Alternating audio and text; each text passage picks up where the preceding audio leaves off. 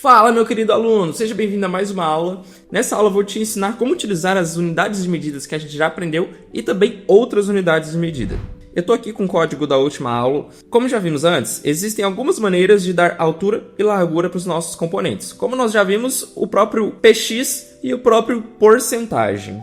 Mas para te explicar como tudo isso funciona, eu vou apagar tudo, vou criar uma nova div. Aqui em cima eu vou abrir a tag de estilização e vou estilizar a minha div, falando que ela vai ter uma largura de 500 px e uma altura de 200 px.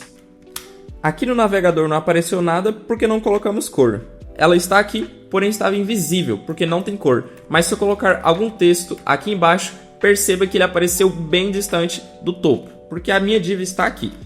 Para resolver esse problema, basta colocar um background color e eu vou colocar no vermelho mesmo. Agora a gente já consegue enxergar a nossa div. Se voltarmos aqui no CSS, dá para ver que a gente especificou 500 px de largura e 200 px de altura. Mas o que significa esse px no código?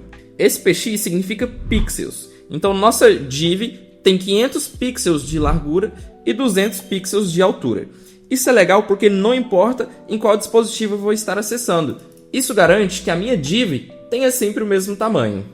E lembre-se que isso é em relação ao monitor. Dependendo do monitor, pode ser que a div apareça sim em um tamanho um pouco diferente, mas ela vai se ajustar sem quebrar nenhum componente.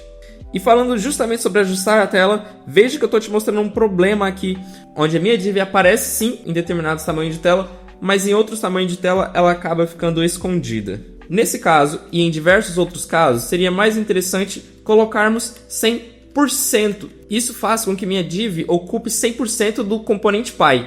Como não existe nenhum componente Py, a minha div aqui já é o componente Py, ela vai ocupar 100% do tamanho da tela. Não importa se eu estou numa tela grande de computador, numa tela média de tablet ou numa tela pequenininha de celular. A div vai sempre se ajustar ao tamanho do componente Py, beleza? E o interessante é que nada me impede de vir aqui dentro da minha div e declarar uma outra div. Salvei, mas veja que nada aconteceu aqui. Isso porque as duas divs têm a mesma cor e o mesmo tamanho. Mas nada me impede de estilizar ela aqui apenas nessa div de dentro e colocar um background blue.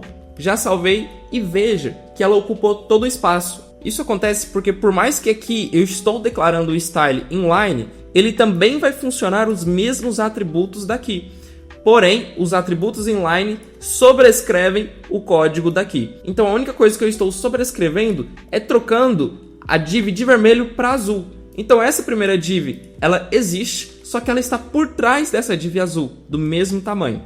E aqui dentro eu tenho essa div azul que tem o mesmíssimo tamanho, porém ela está por cima da minha div vermelha. E o que eu vou fazer aqui é vir na minha div azul e declarar um width. Eu vou declarar uma largura de 70%. Atualizei a minha tela e veja que agora sim, ele pegou 70% do componente Py. Isso porque essa div tem um Py, que é essa outra div. Então, quando eu especifico 70% aqui, ele não vai pegar 70% da tela. Ela vai pegar 70% do componente de cima, do componente Py, beleza? E só para melhorar o nosso exemplo aqui, eu vou copiar essa outra div e vou colar aqui novamente. Agora eu vou criar uma div yellow, ou seja, amarelo. Salvei e atualizei minha tela. Veja que ela apareceu menor ainda, porque a minha div amarela está pegando 70% do componente Py, que é a minha div azul, que já tem um tamanho de 70% do componente Py, que é a div vermelha. A minha div vermelha vai respeitar esse 100% do componente Py, ou seja, o tamanho da tela, e é por isso que apenas a minha div vermelha tem 100% do tamanho da tela. Perceba que a div vermelha parece pequena, mas é porque tem uma por cima da outra. Ela ocupa a tela inteira. Dessa maneira, nós já conseguimos trabalhar com porcentagem. Então eu poderia vir aqui dentro da minha div amarela e colocar um button. Vou colocar um texto enviar, apenas de teste. Ele já apareceu ali dentro da minha div amarela. Mas eu posso colocar um style com width de 100%. Já salvei e veja que o meu botão ocupou 100% do elemento Py. Quem é o elemento Py? É a minha div amarela. Beleza? Se eu colocar outros botões aqui, veja que todos ocupou 100% do elemento Py, beleza? O elemento Py não é o elemento que está em cima, é o componente que está na hierarquia de trás, beleza?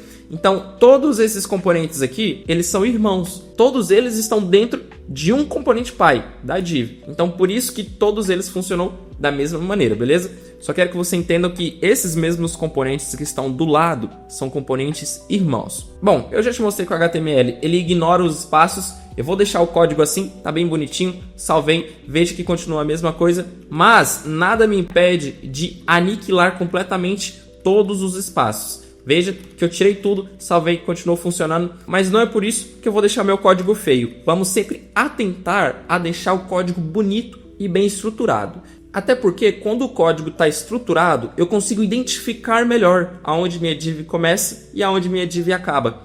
Por exemplo, se eu clicar aqui, eu já sei que a minha div amarela começa aqui e acaba aqui. Completamente diferente se eu tivesse um código assim. Eu não saberia na onde que essa div fecha. Aqui eu sei porque o Visual Studio Code está me mostrando, mas é muito mais difícil de ler. Sempre que você colocar um componente dentro de outro, aperte a tecla Tab para o seu componente ficar um pouco mais espaçado, beleza?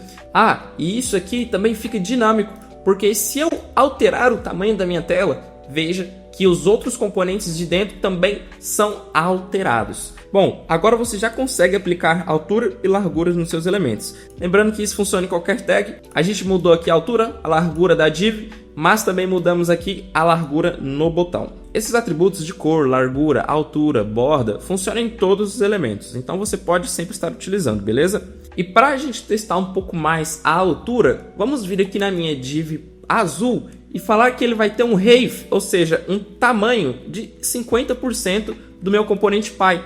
Atualizei a tela e agora você vê que o tamanho da minha div azul está certinho aqui no meio da minha div vermelha. E nada me impede de vir aqui na minha div amarela agora e falar que o tamanho dela é 50% do tamanho do elemento pai. Veja que ela está aparecendo aqui, só que os botões estão apagando ela, então eu vou apagar os botões. Prontinho. Veja que a minha div azul está certinho no meio da minha div vermelha e a minha div amarela está no meio da minha div azul, funcionando o nosso esquema de porcentagem tanto em relação à largura e também à altura.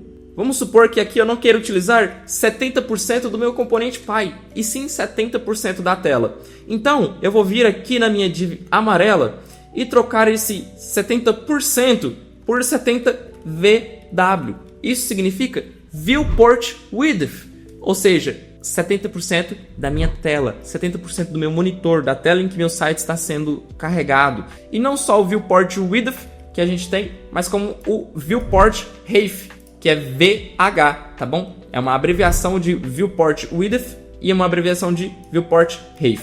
Então eu coloquei aqui 50% da tela em altura, ou seja, 50 VH, Viewport Height, e veja que funcionou. Agora ele não está pegando 50% do tamanho do elemento pai, e sim da tela, beleza? Bom, agora você já conseguiu manipular aqui as unidades de medidas, mas antes de eu me despedir, deixa eu te mostrar também a unidade de medida cm. Então eu coloquei um width na minha div amarela de 70 cm. Ficou muito grande, deixa eu trocar aqui para 10 cm, seria centímetros, ou seja, 10 centímetros. Se você pegar a régua, medir aqui no seu monitor, não vai dar exatamente 10 centímetros, até porque cada fabricante de monitor tem um tamanho de pixel diferente. Eu tenho 11 anos de programação, só utilizei essa unidade de medida de centímetros uma única vez, que eu precisava fazer uma página que seria impressa na impressora e precisava ter o tamanho exato. Bom, obrigado por assistir até aqui. Eu espero que você tenha gostado, tenha aprendido bastante coisa, e nos vemos na próxima aula sobre padding e margin, que é exatamente onde a gente vai aprender a tirar esse espaçamento aqui que está no nosso site, beleza? Então, vamos lá. Valeu!